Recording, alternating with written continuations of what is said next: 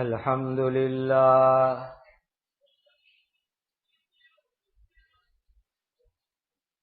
الحمد لله الذي هدانا للإسلام وأشهد أن لا إله إلا الله وحده لا شريك له وأشهد أن سيدنا وشفيعنا وحبيبنا وسندنا ومولانا محمدا عبده ورسوله صلوات الله تبارك وتعالى عليه وعلى آله وأصحابه وذرياته وأهل بيته وأهل طاعته وبارك وسلم تسليما كثيرا كثيرا.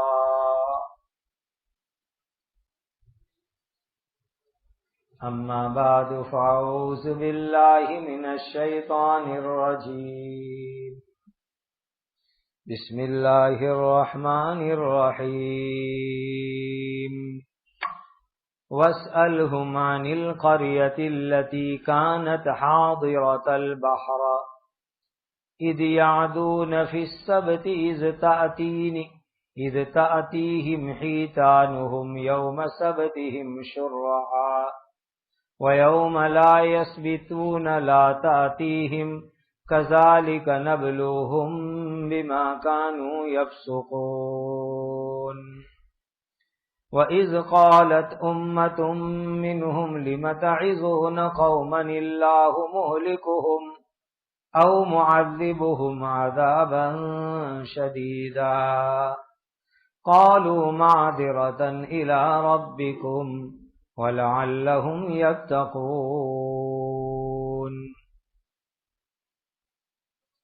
یہ سورۃ الاعراف کی آیت نمبر 163 اور 164 ہے. اللہ سبحانہ و تعالی کے پاک ارشاد کا خلاصہ ہے، اور اے نبی تم ان یہودیوں سے اس بستی کے بارے میں پوچھو جو سمندر کے کنارے آباد تھی، جب وہ سنیچر کے دن کے بارے میں حد سے آگے بڑھنے لگے. جب ان کا سنیچر کا دن ہوتا تو ان کی مچھلیاں پانی پر اچھل اچھل کر سر اٹھا اٹھا کر ان کے سامنے آتی تھی، اور جب سنیچر کا دن نہیں ہوتا تو ان کے سامنے نہیں آتی تھی. اسی طرح ہم ان کو ان کی نافرمانیوں کی وجہ سے آزماتے تھے. اور جب ان میں سے ایک جماعت نے کہا کہ تم ان لوگوں کو نصیحت کیوں کرتے ہو کہ اللہ تعالیٰ ان کو ہلاک ہی کر دیں گے یا ان کو سخت عذاب دیں گے، تو نصیحت کرنے والوں نے جواب دیا، اس لیے کہ ہمارے رب کے سامنے ہم اپنی ذمہ داری سے سبکدوش ہو جائیں اور شاید کہ وہ لوگ نافرمانی سے بچنے لگے. فَلَمَّا نَسُوا مَا ذُكِّرُوا بِهِ أَنجَيْنَا الَّذِينَ يَنْهَوْنَ عَنِ السُّوءِ وَأَخَذْنَا الَّذِينَ ظَلَمُوا بِعَذَابٍ بَئِيسٍ بما كانوا يفسقون. سو جو نصیحت ان کو کی گئی تھی جب وہ اس کو بھول گئے تو برائی سے روکنے والوں کو تو ہم نے بچا لیا، اور ظالموں کو جو نافرمانی وہ کرتے تھے اس کی وجہ سے ہم نے سخت عذاب میں پکڑ لیا. فَلَمَّا عَتَوْا عَمَّا نُهُوا عَنْهُ قُلْنَا لَهُمْ كُونُوا قِرَدَةً خَاسِئِينَ. سو جس برے کام سے ان کو روکا گیا تھا، جب وہ اس میں حد سے آگے بڑھ گئے تو ہم نے ان سے کہا کہ تم ذلیل بندر بن جاؤ. وَإِذْ تَعَذَّنَ رَبُّكَ لَيَبْعَثَنَّ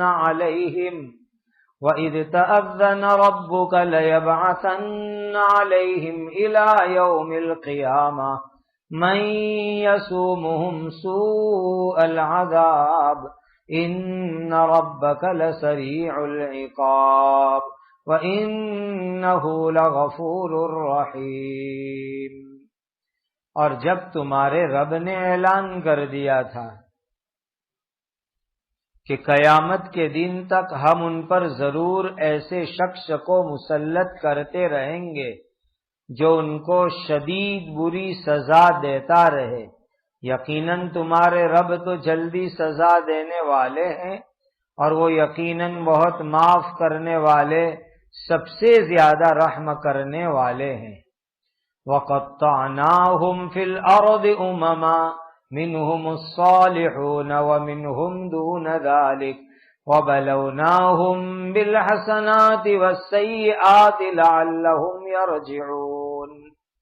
اور ہم نے ان بنی اسرائیل کو زمین میں الگ الگ جماعتوں میں تقسیم کر دیا، ان میں سے بعض نیک لوگ بھی تھے اور ان میں سے دوسری طرح کے برے لوگ بھی تھے، اور ہم نے ان کو اچھے اور برے حالات کے ذریعے آزمایا تھا تاکہ وہ لوگ باز آ جائیں۔ حضرت موسیٰ علیہ السلام کا قصہ چل رہا ہے۔ یہاں ایک واقعہ ذکر کیا جا رہا ہے جو پہلے سورہ بقرہ کے اندر بھی آ چکا ہے۔ اللہ تعالی نے ایک نظام بنایا سال کا، مہینوں کا، ہفتے کا اور دن کا۔ دن 24 گھنٹے کا ہوتا ہے، اس کے دو حصے ہیں، ایک حصہ رات ہے اور دوسرا حصہ دن کہلاتا ہے۔ اور اسی دن کے اندر ہم اللہ کی توفیق سے ابھی روزے رکھ رہے ہیں۔ 7 دن ملا کر کے ہفتہ ہوتا ہے، اور ہفتے کے 7 دنوں میں سردار بنایا جمعہ کے دن کو۔ پھر 29 یا 30 دن ملا کر کے مہینہ ہوتا ہے۔ سال کے اعتبار سے 2 گنتی ہے، ایک سال کی گنتی جس کا تعلق سورج کے ساتھ ہے، اور دوسری سال کی گنتی جس کا تعلق چاند کے ساتھ ہے۔ چاند کے اعتبار سے سال میں 354 دن ہوا کرتے ہیں، 50 اور 4، اور سورج کے اعتبار سے سال میں 365 دن ہوا کرتے ہیں۔ گویا چاند والا سال اور سورج والے سال میں 11 دن کا فرق پڑتا ہے، اور جب 33 سال گزرتے ہیں تو چاند اور سورج کے حساب میں 1 سال کا فرق پڑتا ہے۔ اسی لیے کسی کی عمر 33 سال ہوئی سورج کی گنتی سے، جس کو ہم آج کل جو ہے انگریزی سال بھی کہتے ہیں، جنوری سے دسمبر والا، یہ ہے سورج کی گنتی۔ تو جب کسی انسان کی عمر 33 سال ہوتی ہے یہ سورج والے کیلنڈر میں، تو اسلامی اعتبار سے اس کی عمر 34 سال کی کہلاتی ہے، اور ہر 100 سال کے اوپر 3 سال کا فرق ہوتا ہے۔ یہ پوری گنتی اللہ تعالی کی طرف سے بنائی ہوئی ہے۔ اب ہماری جتنی بھی عبادتیں ہیں، شریعت کے احکام ہیں، اس کا تعلق چاند والی گنتی سے ہے۔ رمضان شروع ہوگا چاند سے، رمضان ختم ہوگا چاند سے، حج کریں گے چاند کے حساب سے، بقری عید آئے گی چاند کے حساب سے، محرم آئے گی چاند کے حساب سے، 15 شعبان آئے گی چاند کے حساب سے، 12 ربیع الاول آئے گی چاند کے حساب سے. یہ پورا ہمارا اسلامک جو سسٹم ہے اس کا تعلق چاند کے ساتھ ہے.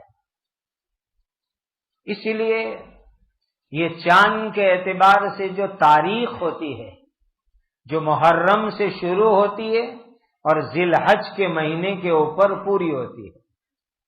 جیسے انگریزی کیلنڈر میں سال کے 12 مہینے ہیں، جنوری سے دسمبر. چاند والی گنتی کے اندر محرم پہلا مہینہ ہے اور ذی الحج آخری مہینہ ہے. اور یہ چاند والی گنتی کو جاننا ہر بستی والوں کے لیے فرض عین ہے. اگر پوری بستی والے اس کا حساب نہیں رکھیں گے تو سب لوگ گنہگار ہوں گے. پہلے ہمارے یہاں جو مکتب میں مدرسے میں بچوں کو پڑھایا جاتا ہے بچپن میں قرآن، تو اس میں یہ سب چیزیں زبانی یاد کراتے تھے کہ چاند کے 12 مہینوں کے نام یاد کرو، محرم، صفر، ربیع الاول، ربیع الاخر، جمادی الاول، جمادی الاخر، رجب، شعبان، رمضان، شوال، ذی القعدہ، ذی الحج، سب یاد کراتے تھے. اب یہ سلسلہ کمزور پڑ گیا، اس لیے مسلمانوں کو یاد بھی نہیں رہتا. یہ تو غنیمت ہے کہ بعض مسجدوں کے اندر چاند کی تاریخ لگائی جاتی ہے. بہت سی مسجد والے تو چاند کی تاریخ تک لگانے کی فکر نہیں کرتے، وہ غلط کام کرتے ہیں. مسجد کے اندر چاند والی تاریخ بھی لگنی چاہیے کہ یہ مہینہ چل رہا ہے، یہ تاریخ چل رہی ہے، تاکہ لوگ آتے جاتے اس کو دیکھیں اور ان کو پتہ تو چلے کہ ابھی اسلامی کون سا مہینہ ہے، کون سا چاند چل رہا ہے. ہر مسجد والوں کو اس کا اہتمام ضرور کرنا چاہیے.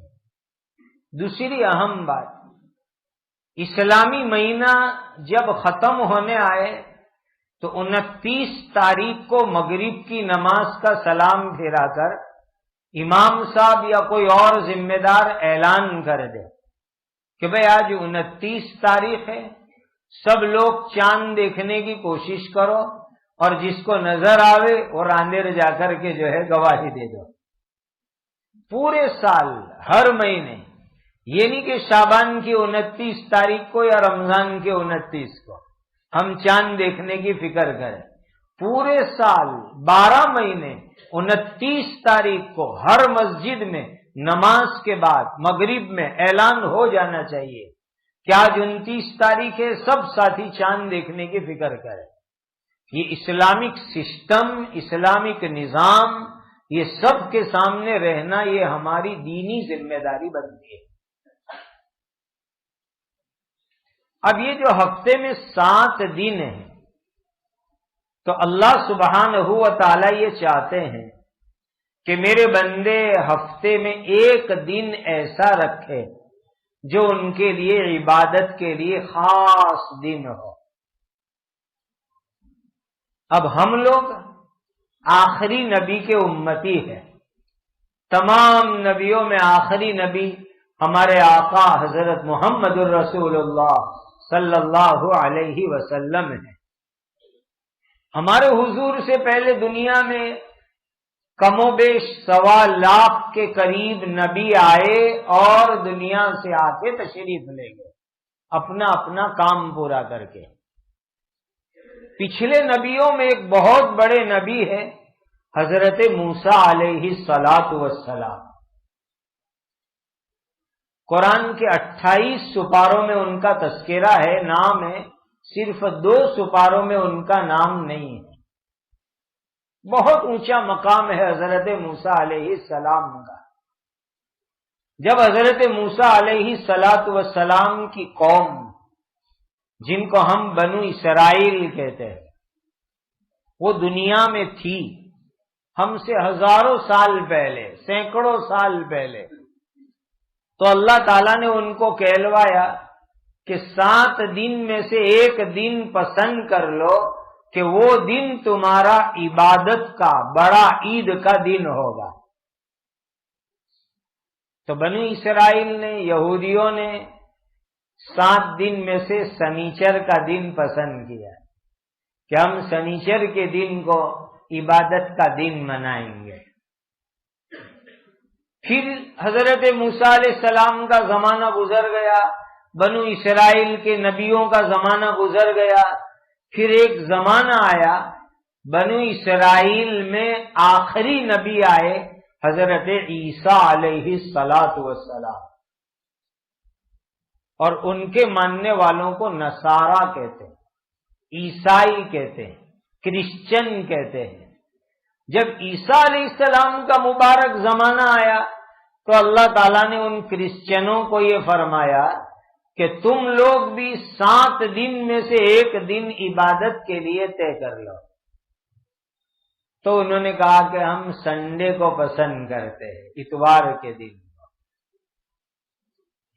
یہ جو ہمارے یہاں سسٹم ہے، اتوار کے دن سارے مارکیٹ بند، بازار بند، دکان بند، کاروبار بند، یہ ان کا اثر ہے۔ سن لو اس بات کو، چونکہ ہم 150-200 سال تک انگریزوں کے غلام رہے، تو غلام لوگ اپنے آقاؤں کی باتوں کے اوپر چلتے ہیں۔ وہ یہ رویوار کا چھٹی کا سسٹم چھوڑ کے گئے اور اب تک وہ چل رہا ہے، عیسائیوں والا طریقہ ہمارے ملک میں بھی۔ تو ان لوگوں نے، کرسچن لوگوں نے، عیسائی لوگوں نے رویوار کا دن پسند کیا۔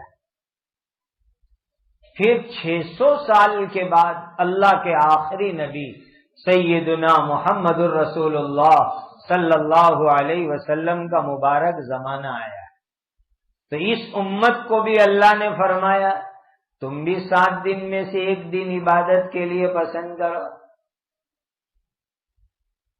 تو امت محمدیہ نے اللہ کی توفیق سے جمعہ کا دن پسند کیا۔ جب اس امت نے جمعہ کا دن پسند کیا تو اللہ کے یہاں سے بشارت آئی، خوشخبری آئی کہ جو دن اللہ کو پسند تھا وہ دن تم نے پسند کیا ہے۔ یوں کہنا چاہیے کہ اللہ نے جمعہ کے دن اس امت کے لیے چھپا کے رکھا تھا، ورنہ ہم سے پہلے یہودیوں کو چوائس دی، اللہ نے پسند کرنے کا حق دیا، ان کو جمعہ کا دن سمجھ میں نہیں آیا۔ عیسائیوں کو اللہ نے حکم دیا، ان کو بھی جمعہ کا دن پسند نہیں آیا۔ آخری امت کو جمعہ کا دن پسند آیا اور جمعہ کا دن اس امت نے پسند کر لیا۔ ایک اور اہم بات سمجھو، ہمارے لیے تو اللہ کا بہت بڑا احسان و کرم ہے کہ 7 میں سے ایک دن جمعہ کا عبادت کا، اور اس میں کیا، روزانہ کی روٹین کے مطابق 5 وقت کی فرض نماز پڑھو، وتر پڑھو، بس اتنا اللہ تعالیٰ نے ہم کو حکم دیا کہ اذا نودی للصلاۃ من یوم الجمعہ فاسعوا الی ذکر اللہ وذروا البیع، کہ جمعہ کی پہلی اذان ہو گئی، اب کاروبار چھوڑو، بزنس چھوڑو، دھندا چھوڑو، نوکری چھوڑو اور سیدھے مسجد میں جمعہ کے لیے آ جاؤ۔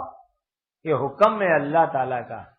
جمعہ کی اذان ہونے کے بعد بزنس کرنا، کاروبار کرنا ناجائز گناہ کا کام ہے۔ پھر مسجد میں آؤ، سنت پڑھو، خطبہ سنو، فرض نماز پڑھو، پھر بعد کی سنتیں پڑھو۔ جب جمعہ کی نماز پڑھ لو تو اللہ نے فرما دیا فَإِذَا قُضِيَتِ الصَّلَاةُ فَانتَشِرُوا فِي الْأَرْضِ وَابْتَغُوا مِن فَضْلِ اللَّهِ، جمعہ پڑھے تو اب جاؤ، حلال روزی کماؤ، حلال روزی کمانے کے لیے نکل جاؤ، پھر عصر میں نماز پڑھنے ٹائم پر آ جانا۔ ہمارے لیے بہت آسانی کی اللہ تعالیٰ نے، اذان سے لے کر جمعہ تک مسجد میں روکا۔ اذان سے پہلے بھی تجارت کرو، جمعہ پڑھ کے بھی تجارت کرو، اپنا کاروبار کرو، اپنا نوکری دھندا کرو۔ لیکن یہودیوں کو یہ فرمایا کہ تم نے سنیچر کا دن پسند کیا ہے، تو سنیچر کا دن میننگ جمعہ کو مغرب سے سنیچر کو مغرب تک، یہ ہے پورا دن، اس لیے کہ 24 گھنٹے کا دن ہوتا ہے، رات پہلے ہوتی ہے، دن بعد میں ہوا کرتا ہے۔ تو جمعہ کے دن مغرب سے سنیچر کی رات شروع ہوگی، وہ رات سنیچر کا پورا دن تم کو کوئی دنیا کا کام نہیں کرنا، صرف اللہ کی عبادت کرنے کی، ایسا سخت قانون آیا، اور آج بھی یہودی لوگ اس پر عمل کرتے ہیں۔ میں نے ان کی آبادی والے علاقے میں لندن میں دیکھا کہ جمعہ کے دن شام سے سنیچر کی شام تک یہ لوگ پیر میں چپل بھی نہیں پہنتے، جمعہ کی شام سے سنیچر کی شام تک گھر میں چولہا بھی نہیں جلاتے، جو ٹھنڈا باسی کسی ہو وہی کھا لیتے ہیں۔ جمعہ کے دن شام سے سنیچر کی شام تک گھر میں لائٹ چالو ہو تو بند نہیں کریں گے، بند ہو تو چالو نہیں کریں گے، اتنی پابندی کرتے وہ لوگ سنیچر کے دن کی، پورے 24 گھنٹے۔ اور اس امت کے لیے اللہ نے کتنی آسانی کر دی، یہ فیض ہے حضرت محمد الرسول اللہ صلی اللہ علیہ وسلم کا کہ حضور کے طفیل میں ہم کو اتنی آسانی ملی اللہ کی طرف سے۔ بس جمعہ کے ٹائم پہ کاروبار نہیں کرنے کا، باقی نماز پڑھ کے بھی کرو، اذان پہلے بھی کرو۔ اب یہودیوں کو اللہ نے فرمایا تھا کہ سنیچر کے دن تم کو پورا 24 گھنٹے عبادت کرنے کی، تو ان یہودیوں کی ایک قوم دریا کے کنارے پر رہتی تھی۔ اللہ تعالیٰ ایمان کا امتحان لیتے ہیں۔ الف لام میم احسب الناس ان يتركوا ان يقولوا آمنا وهم لا يفتنون وَلَقَدْ فَتَنَّا الَّذِينَ مِن قَبْلِهِمْ فَلَيَعْلَمَنَّ اللَّهُ الَّذِينَ صَدَقُوا وَلَيَعْلَمَنَّ الْكَاذِبِينَ۔ اللہ ایمان کی پریکشا لیتے ہیں، یہ بھی امتحان ہی ہے نا ایمان کا۔ 40-43 ڈگری کے اندر روزہ رکھنے کا، اتنا لمبا روزہ رکھنے کا، روزے کے ساتھ جو ہے اپنی ضرورت کاروبار نوکری پہ جانے کا، یہ بھی ایمان کا امتحان ہے۔ لیکن اللہ عافیت کے ساتھ ہم سے روزے رکھوا رہے ہیں، یہ اللہ کا احسان ہے، اللہ اپنے کرم سے قبول فرمائے۔ اور روزے کے اوپر جو فضیلتیں ہیں وہ اللہ اپنے فضل و کرم سے ہم کو عطا فرمائے۔ اب خدا امتحان لیتے ہیں، تو یہ یہودی لوگ سنیچر کے دن عبادت کرتے، باقی 6 دن شکار کا کام کرتے تھے۔ دریا کے کنارے پر رہنے والے ماچھی ماری کا کام کرتے، مچھلی پکڑو بیچو۔ تو امتحان کیسے ہوا اللہ کا؟ اللہ تعالیٰ نے امتحان یہ لیا کہ 6 دن رویوار سے لے کر جمعہ تک یہ لوگ مچھلی پکڑنے جاوے تو بہت مشکل سے مچھلی پکڑی جاوے، مچھلیاں دریے میں دور چلی جاوے، پانی کے اندر اتر جاوے، بہت محنت کرو تو 1 آدھ 2 4 مچھلی ہاتھ میں آوے۔ اور سنیچر کا دن آتا تو ساری مچھلیاں دریا کنارے پر گھومنے آتی کہ آج سنیچر ہے، آج تو عبادت کا دن ہے، آج کوئی ہم کو پکڑے گا نہیں، تو ساری مچھلیاں کنارے کنارے اوپر اوپر پانی کے اوپر اچھل رہی ہے، کود رہی ہے، منہ نکال رہی ہے۔ گویا اللہ تعالیٰ نے مچھلیوں کو حکم دیا ہے کہ وہ آوے کنارے پر، سامنے سامنے آوے، تاکہ یہودی دیکھے اور منہ میں پانی آوے اور للچاوے۔ یہ امتحان ہوا ان کے ایمان کا۔ اب سنیچر کے دن کچھ لوگ دریا کنارے گئے ہوں گے، انہوں نے دیکھا کہ ارے یہ تو پورا کنارہ مچھلیوں سے بھرا ہوا ہے، اور 6 دن یہ مچھلیاں سب غائب ہو جاتی ہے، کیا بات ہے؟ اور یہ اللہ تعالی جانوروں کے دل دماغ میں بھی یہ سمجھ ڈالتے ہیں، اللہ کے قبضے قدرت کے اندر ہے۔ پہلے جب مکہ مکرمہ میں حرم میں چاروں طرف جالیاں نہیں تھی، اب تو حرم میں سب طرف جالی ہے، پہلے زمانے میں حرم کی جو حد ہے دور دور تک، اس میں جالیاں نہیں تھی۔ اس زمانے میں جنگل کا حال یہ تھا کہ کوئی شکاری ہرن کے پیچھے دوڑے، نیل گائے کے پیچھے دوڑے تو وہ شکار کے جانور بھی حرم کی حد میں آ جاتے تھے۔ ان کو معلوم تھا اللہ کی طرف سے یہ حرم کی حد ہے، یہاں کوئی ہمارا شکار نہیں کر سکتا، تو شکار بھی بھاگ کے حرم میں آ جاتے تھے اور اپنی جان بچا لیتے تھے، اس لیے کہ حرم کی حد کے اندر شکار کرنا حرام ہے۔ تو یہ اللہ کی طرف سے ہوا کہ سنیچر کا دن ہوتا تو ساری مچھلیاں کود رہی ہے، اچھل رہی ہے، کنارے پہ آ رہی ہے، باقی 6 دن دور دریا میں بھاگ جاتی۔ اب ان یہودیوں کو پتا چلا، پوری قوم کو پتا چلا، ارے یہ تو ایسا ہے۔ تو کچھ لوگ جن کے دل کے اندر اللہ کے حکم کی عظمت نہیں تھی، اللہ کے حکم کی اہمیت نہیں تھی، جو شریعت میں ہیلے بہانے نکالتے، ایسے لوگ مچھلی کا شکار کرنے گئے۔ اور کیسے شکار کیا کہ بھئی آج سنیچر ہے، آج تو مچھلی پکڑ نہیں سکتے، آج تو عبادت کا دن ہے، چلو اپنے کام کرتے ہیں۔ تالاب بنائے، دریا کے کنارے کے اوپر چھوٹے چھوٹے تالاب کھودے، اور دریا میں سے تالاب میں پانی لانے کے لیے چھوٹی چھوٹی نہر بنائی، اور اس کے اوپر دروازے لگا دیے نہر پر۔ سنیچر کا دن آیا تو نہر کا دروازہ کھول دیا ہے، تو وہ دریا میں سے پانی پورے زور سے تالابوں میں آیا، اور تالاب میں آیا تو مچھلیوں کے ساتھ آیا، کیونکہ سب مچھلیاں سنیچر کو گھومنے آئی تھی کنارے پر۔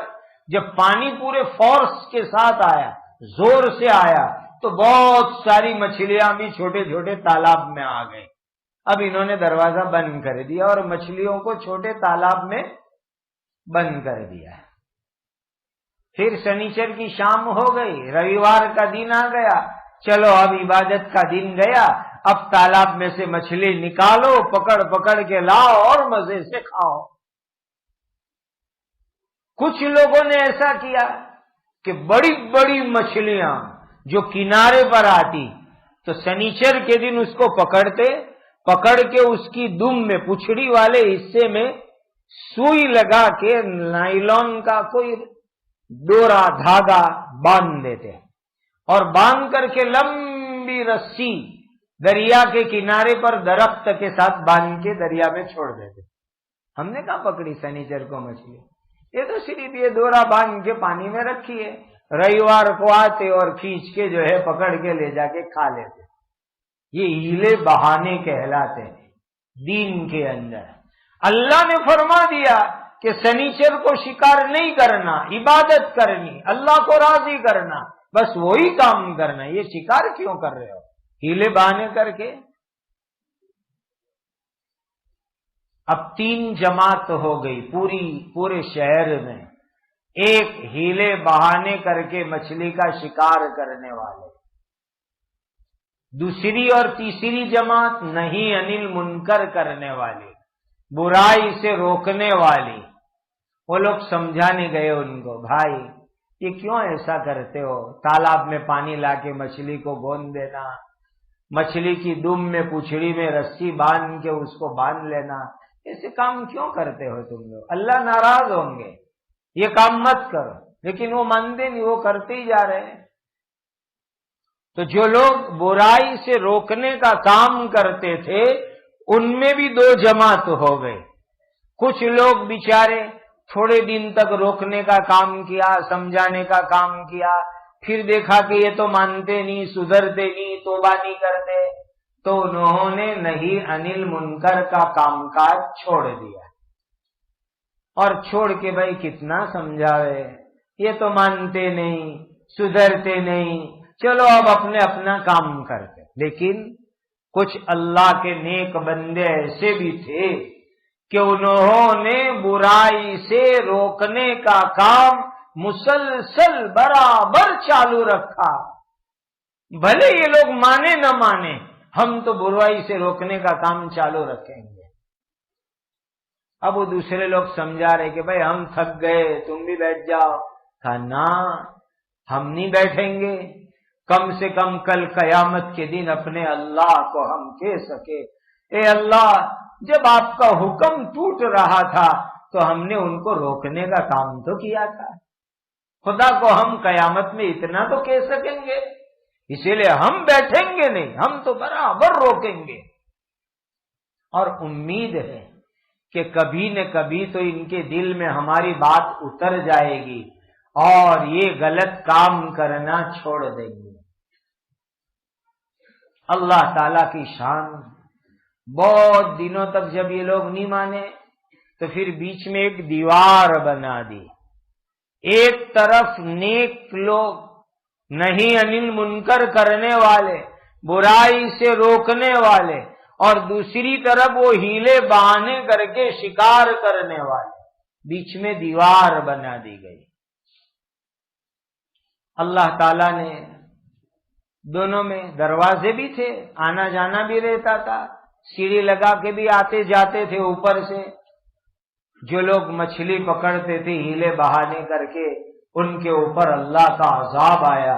اللہ نے ان تمام کے تمام لوگوں کو بندر اور سور بنا دیا ہے، کسی کی شکل بندر جیسی، کسی کی شکل سور جیسی۔ اللہ کے حکم میں کوئی ہیلا کرے اللہ کا عذاب آتا ہے۔ آج مسلمان بھی زکوٰۃ کے معاملے میں ہیلے کرتے ہیں۔ ہیلا کرنا بہت بڑا خطرناک گناہ ہے، جو اللہ کے عذاب کو دعوت دینے والی چیز ہے۔ صحیح حساب کر کے پوری زکوٰۃ نکالو، اللہ زکوٰۃ کی برکت سے روزی کو بڑھائیں گے۔ اس میں ہیلے بہانے مت کرو۔ اور زکوٰۃ کے مسئلے بہت باریک ہے، مفتیوں سے پوچھو، پوچھ کر کے صحیح حساب کر کے مکمل زکوٰۃ نکالو۔ اس میں ہیلے بہانے کرنا یہ اللہ تعالیٰ کو پسند نہیں۔ تو ہوا ایسا کہ پوری بستی والے خنزیر بندر بنا دیے گئے۔ اللہ ایسے مسخ کے عذاب سے ہماری حفاظت فرمائے، پوری امت کی حفاظت فرمائے۔ اب ایک دن رات میں عذاب آیا، صبح ہوئی، دروازے کھل رہے ہیں، سیڑھی لگ رہی ہے، لیکن ادھر سے کوئی آتا ہی نہیں۔ آج بات کیا ہے؟ تو یہ نیک لوگ دروازوں سے گئے ادھر چڑھ کے کہ بھئی آج ادھر سے کوئی آتا نہیں، ادھر ٹریفک کی آواز بھی نہیں آ رہی، دیوار کی اس طرف تو سناٹا ہے، بالکل چپ چاپ ہے، کچھ آواز ہی نہیں، کیا بات ہے؟ تو گئے تو دیکھا کہ وہاں انسان مرد سب بندر ہے، کوئی خنزیر ہے، سور ہے، عقل باقی ہے، پہچانتے ہیں۔ اور یہ سب رشتہ دار تھے آپس میں۔ جیسے یہ لوگ دیوار کود کر کے وہاں گئے تو وہ بندر خنزیر جو ان کے رشتہ دار تھے پہلے، وہ آئے اور قدموں میں گر گئے اور رونے لگے، چلانے لگے، عجیب منظر ہو گیا۔ اللہ نے نیک لوگوں کو عذاب سے بچایا اور شریعت کے حکم میں ہیلا کرنے والوں کو اللہ نے بندر اور سور کی شکل میں بدل دیا۔ اور یہ 3 دن رہا، بس 3 دن ہوئے اور چوتھے دن ان تمام بندر اور سوروں کو موت آ گئی اور سب ختم کر دیے۔ باقاعدہ پوچھا گیا اس معاملے میں کہ اس وقت جو دنیا میں بندر اور سور ہے کیا ان کی نسل ہے؟ فرمایا نہیں، وہ تو سب کے سب کو چوتھے دن موت آ گئی، اور جن پر اللہ کا عذاب آتا ہے ان کی نسل دنیا کے اندر چلتی نہیں ہے، اللہ ان کی نسل کو ختم فرما دیتے۔ یہ واقعہ اللہ تعالیٰ نے بیان فرمایا، اور امت محمدیہ کو بہت بڑا سبق دیا جا رہا ہے کہ برائی سے روکنے کا کام کرتے رہو۔ جتنا ہم نیکی کرنے کے لیے کہتے، بہت ضروری ہے کہ برائی سے روکنے کا کام بھی کرے۔ اگر برائی سے روکنے کا کام نہیں کریں گے اللہ کا عذاب آئے گا۔ اور آدمی اپنے اپنے دائرے میں، اپنے اپنے حلقے میں، اپنے اپنے سرکل میں اپنے ورتوڑ میں، اپنے دوستوں میں، اپنے گھر والوں میں، اپنے ملنے جلنے والوں میں برائی سے روکنے کی پوری محنت کرے۔ اگر میری بیوی، میرے بچے، میرے گھر والے کوئی گناہ کا کام کرتے، شریعت کے خلاف کام کرتے، تو میری ذمہ داری بنتی ہے کہ میں ان کو روکوں۔ میں ان کے لیے کما کے لا کے پیسے دیتا ہوں، کپڑے دیتا ہوں، کھانا دیتا ہوں، سب کچھ، تو ان کو برائی سے روکنا بھی میری ذمہ داری ہے۔ اگر میں نے نہیں روکا تو اللہ تعالیٰ کے یہاں میری پوچھ ہوگی، عذاب آ سکتا ہے اللہ تعالیٰ۔ اگر میں کسی کمیٹی میں ہوں اور وہاں کوئی شریعت کے خلاف کام ہو رہا ہے، روکو اس کو، یہ حرام کام ہو رہا ہے، یہ غلط کام ہو رہا ہے، یہ شریعت کے خلاف کام ہو رہا ہے، اس کو روکو، ورنہ سب گنہگار ہوں گے۔ میں کسی پوری جماعت کا یا پورے علاقے کا، پورے ملک کا صدر ہوں، پرموکھ ہوں، ذمہ دار ہوں، وڈیل ہوں، تو میری ذمہ داری بنتی ہے کہ میں برائی کے کام سے روکوں۔ اور یہی آج کے زمانے کے اندر کم سے کم ہوتا جا رہا ہے۔ لوگ برائی سے نہیں روکتے، کیا کہتے ہیں؟ کون بھونڈا بنے، کون بدنامی لیوے، حکمت یہ ہے کہ چپ رہنے کا۔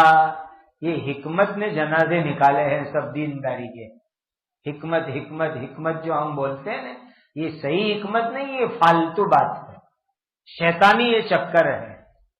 حکمت یہی ہے کہ اخلاص کے ساتھ اللہ کو راضی کرنے کے لیے دعا کر کے برائی سے روک دو، انشاءاللہ کبھی کوئی فتنہ نہیں ہوگا۔ پہلے دعا کرو اللہ سے کہ اللہ میں یہ برائی سے روکنے جا رہا ہوں، آپ جو ہے اس میں مجھے کامیابی دو۔ پھر بہت حکمت سے، بہت نرمی سے، پیار سے، محبت سے برائی سے روک لو، انشاءاللہ کوئی فتنہ نہیں ہوگا، اور اللہ کے یہاں آپ کو برائی سے روکنے کا ثواب ملے گا۔ اور اس کا ایک بہت بڑا فائدہ ہے کہ اللہ کا عذاب دور ہو جاتا ہے، خدا کا عذاب ٹل جاتا ہے۔ ورنہ سب لوگ برائی کرے، کھلم کھلا گناہ کرے، اور کوئی روکے ٹوکے نہیں انل منکر نہ کرے، تو اللہ کی طرف سے عذاب آتا ہے اس قوم کے اوپر۔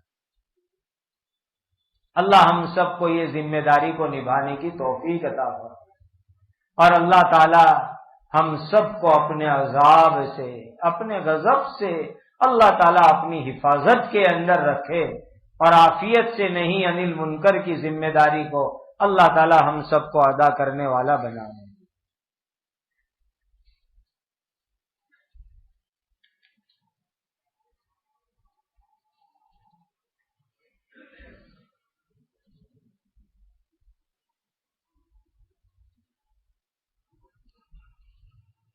کہ آمینہ بیوی بیمار ہے، بہت نازک حالت میں ہے، اللہ تعالیٰ ان کو شفائے کاملہ عاجلہ دائمہ مستمرہ نصیب فرمائیں۔ دیکھو پہلا عشرہ رحمت کا ختم ہو چکا، اب دوسرا عشرہ مغفرت کا شروع ہوا۔ اللہ تعالیٰ سے خوب استغفار کرو، سب ساتھی جو ہے پوری پابندی کرو 2 وقت پر دعاؤں کی، ایک تہجد اور دوسرا افطار کا وقت۔ تہجد کے وقت میں بہتر یہ ہے کہ اپنے گھروں میں دعا کرو۔ حدیث میں آتا ہے کہ اپنے گھروں کو قبرستان مت بناؤ۔ اس کا ایک میننگ یہ ہوتا ہے کہ گھر مردے جس طرح قبرستان میں عبادت نہیں کرتے، سوئے رہتے، اس طرح تم بھی گھروں میں سوئے مت پڑے رہو، گھروں میں عبادت کرو۔ اور فرض نماز تو ہم مسجد میں پڑھیں گے، تو تہجد کی نماز گھر میں پڑھو، اور تہجد کے بعد اللہ کے سامنے دعائیں مانگو، آنسو بہاؤ۔ اور دوسرا افطار کا وقت، افطار کے وقت پر بھی اللہ تعالیٰ دعاؤں کو قبول فرماتے ہیں۔ تو مغفرت کا عشرہ ہے، اپنے لیے مانگو، پوری دنیا کی ایمان والوں کے لیے مانگو، یہی اللہ کی مدد ہمارا آسرا اور سہارا ہے۔ اور جتنا ہم دوسروں کے لیے مغفرت کی دعا کریں گے، اللہ تعالی ہمارے لیے بھی مغفرت کو آسان فرما دیں گے۔ درود شریف پڑھیں۔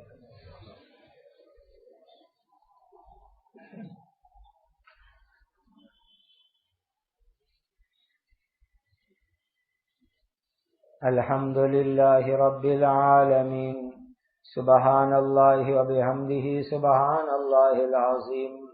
اللہم صل علی سیدنا محمد وعلی آل سیدنا محمد صلاة تنجینا بها من جمیع الاحوال والآفات وتقضی لنا بها جمیع الحاجات وتطهرنا بها من جميع السيئات وترفعنا بها عندك على الدرجات وتبلغنا بها أقصى الغايات من جميع الخيرات في الحياة وبعد الممات إنك على كل شيء قدير۔ اللهم صل صلاة كاملة وسلم سلاما تاما على سيدنا محمد تنحل به العقد وتنفرج به الكرب وتقضى به الحوائج وتنال به الرغائب ويستسقى الغمام بوجهه الكريم وعلى آله وصحبه في كل لمحة ونفس بعدد كل معلوم لك۔ ربنا ظلمنا أنفسنا وَإِن لَّمْ تَغْفِرْ لَنَا وَتَرْحَمْنَا لَنَكُونَنَّ مِنَ الْخَاسِرِينَ۔ لَا إِلَٰهَ إِلَّا أَنتَ سُبْحَانَكَ إِنِّي كُنتُ مِنَ الظَّالِمِينَ۔ لَا إِلَٰهَ إِلَّا اللَّهُ نَسْتَغْفِرُ اللَّهَ نَسْأَلُكَ الْجَنَّةَ وَنَعُوذُ بِكَ مِنَ النَّارِ۔ لَا إِلَٰهَ إِلَّا اللَّهُ نستغفر الله نسألك الجنة ونعوذ بك من النار۔ لا إله إلا الله نستغفر الله نسألك الجنة ونعوذ بك من النار۔ اے اللہ ہمارے گناہوں کو معاف فرماؤ، ہماری مغفرت فرماؤ۔ اے اللہ یہ مغفرت کا عشرہ چل رہا ہے، ہماری مکمل مغفرت فرما دیجئے، ہماری مکمل مغفرت فرما دیجئے، ہماری مکمل مغفرت فرما دیجئے۔ ہمارے والدین کی مغفرت فرماؤ، ہمارے بیوی بچوں کی مغفرت فرماؤ، ہمارے اساتذہ کی مغفرت فرماؤ، تلامذہ کی مغفرت فرماؤ، بھائی بہنوں کی مغفرت فرماؤ، دوست احباب کی مغفرت فرماؤ، پوری امت کی مغفرت فرماؤ، پوری امت محمدیہ کی مغفرت فرماؤ، پوری امت محمدیہ پر رحم فرماؤ۔ اے اللہ جو اجڑ گئے ان کو آباد فرماؤ، بیماروں کو شفا عطا فرماؤ، بے گھروں کو گھر عطا فرماؤ، محبوسین کو رہائی عطا فرماؤ۔ اے اللہ گرمی کی موسم میں عافیت نصیب فرماؤ، ماحول میں ٹھنڈک عطا فرماؤ، ماحول میں ٹھنڈک عطا فرماؤ، ماحول میں ٹھنڈک عطا فرماؤ، روزے آسان فرماؤ، تراویح آسان فرماؤ، رمضان میں زیادہ سے زیادہ تلاوت کی توفیق عطا فرماؤ، پورے عالم کے اہل ایمان پر رحم فرماؤ۔ اے اللہ اپنے فضل سے بلا حساب جنت الفردوس کا اولین داخلہ عطا فرماؤ، جنت الفردوس کا اولین داخلہ عطا فرماؤ، جنت الفردوس کا اولین داخلہ عطا فرماؤ۔ قبر کے عذاب سے حفاظت فرماؤ، جہنم کی آگ سے حفاظت فرماؤ، سکرات موت سے حفاظت فرماؤ۔ اے اللہ جس دن دنیا سے جانے کی باری آئے ایمان کے ساتھ حسن خاتمہ عطا فرماؤ۔ قیامت کے دن نبی کریم صلی اللہ علیہ وسلم کے نورانی ہاتھوں سے حوض کوثر کا جام نصیب فرماؤ۔ اے اللہ آپ کے عرش کا سایہ عطا فرماؤ، دائنے ہاتھ میں اعمال نامہ عطا فرماؤ، موتیوں کے منبر پر جگہ عطا فرماؤ۔ اے اللہ اپنے فضل سے جنت الفردوس کا اولین داخلہ عطا فرماؤ، اپنے عذاب سے، اپنے قہر غصے سے، آزمائش امتحان سے دنیا آخرت میں ہماری حفاظت فرماؤ، ہر ایک ایمان والے کو حلال برکت والی روزی عطا فرماؤ، حلال برکت والی روزی عطا فرماؤ، حلال برکت والی عزت عافیت والی روزی عطا فرماؤ۔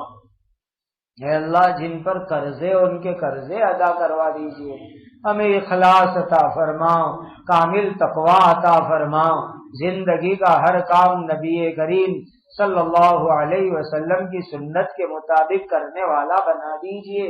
اے اللہ زندگی میں بار بار مکہ مدینہ کی حاضری عطا فرماؤ، زندگی میں بار بار مکہ مدینہ کی حاضری عطا فرماؤ، زندگی میں بار بار مکہ مدینہ کی حاضری عطا فرماؤ۔ ہم کو، ہماری اولاد اور قیامت تک آنے والی نسلوں کو کامل مسلمان بنا دیجیے، ہر حرام سے حفاظت فرما دیجیے، کامل ایمان والا اسلام والا بنا دیجیے، ہماری عمر میں علم میں تقوی میں برکت عطا فرماؤ، ہماری جائز مرادیں پوری فرماؤ۔ پورے عالم میں اے اللہ جتنے دین کے کام ہو رہے ہیں اور کام کرنے والے ہیں ان کی حفاظت اور مدد فرماؤ، مساجد کی، مدارس کی، مکاتب کی، خانقاہوں کی، جماعتوں کی، مراکز کی، دین کے کاموں کی، کام کرنے والوں کی اے اللہ اپنے فضل سے حفاظت اور نصرت فرماؤ، پورے عالم میں اسلام کا بول بالا فرماؤ، ہمارے ملک میں امن و امان قائم فرماؤ، فتنے فساد جھگڑوں سے حفاظت فرماؤ، اس ملک میں قیامت تک اسلام اور مسلمانوں کو ہر بھلائی میں ترقیات کے ساتھ اے اللہ باقی اور قائم فرماؤ۔ حضرت نبی کریم صلی اللہ علیہ وسلم نے جتنی خیر مانگی ہمیں اور پوری امت کو عطا فرماؤ، حضرت نبی کریم صلی اللہ علیہ وسلم نے جن شرور سے پناہ چاہی ہماری اور پوری امت کی حفاظت فرماؤ، ہمارے تمام اعمال اور نیکی جو آپ کی توفیق سے ہو رہی ہے اسے قبول فرماؤ، قبول فرماؤ، قبول فرماؤ، رمضان کے بقیہ ایام کی صحیح قدر عطا فرماؤ۔ اے اللہ اس دعا کو اپنے فضل سے قبول فرماؤ، آمین آمین آمین۔ وصلی اللہ علی النبی الکریم، سبحان ربک رب العزت عما یصفون، وسلام علی المرسلین، والحمد للہ رب العالمین۔